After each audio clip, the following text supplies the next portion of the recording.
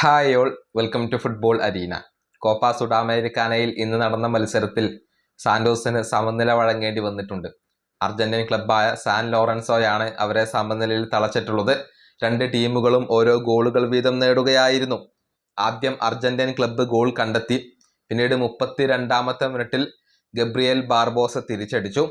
ഈ ഗോളുകൾ മാത്രമാണ് മത്സരത്തിൽ പിറന്നിട്ടുള്ളത്. അതിനുശേഷം ഗോളുകൾ പിറന്നില്ല.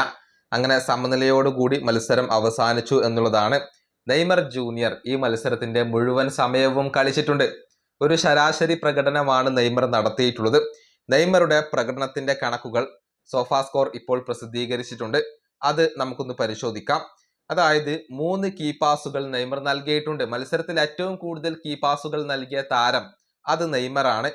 79 തവണയാണ് നെയ്മർ ബോളിൽ ടച്ച് ചെയ്തത്.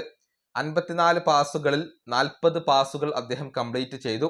11 ഡുവലുകളിൽ 3 ഡുവലുകളാണ് നെയ്മർ വിജയിച്ചത്. 5 ഡ്രിബിളുകൾ നടത്തി, പക്ഷെ അതിൽ ഒരെണ്ണം മാത്രമാണ് സക്സസ് ആയിട്ടുള്ളത്. 5 ബോൾ റിക്കവറികൾ അദ്ദേഹം നടത്തി.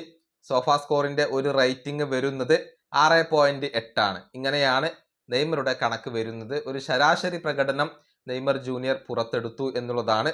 പ്രത്യേകിച്ച് ഡ്രിബിളുകളുടെ കാര്യത്തിൽ അദ്ദേഹത്തിന് തിളങ്ങാൻ കഴിഞ്ഞിട്ടില്ല. എന്നാൽ മത്സരത്തിൽ ഏറ്റവും കൂടുതൽ കീ പാസുകൾ നൽകാൻ നെയ്മർ ജൂനിയർക്ക് സാധിച്ചു എന്നുള്ളതാണ്. ഏറ്റവും പോസിറ്റീവായ ഒരു കാര്യം എന്തെന്നാൽ നെയ്മർ ജൂനിയർ മുഴുവൻ സമയവും കളിച്ചു എന്നുള്ളതാണ്. അത് നെയ്മറുടെ ഒരു ഫിറ്റ്നസിനെ ചൂണ്ടിക്കാണിക്കുന്ന ഒന്നാണ്. ഈ വീഡിയോ അവസാനിപ്പിക്കുന്നു. അടുത്തൊരു വീണ്ടും കാണാം.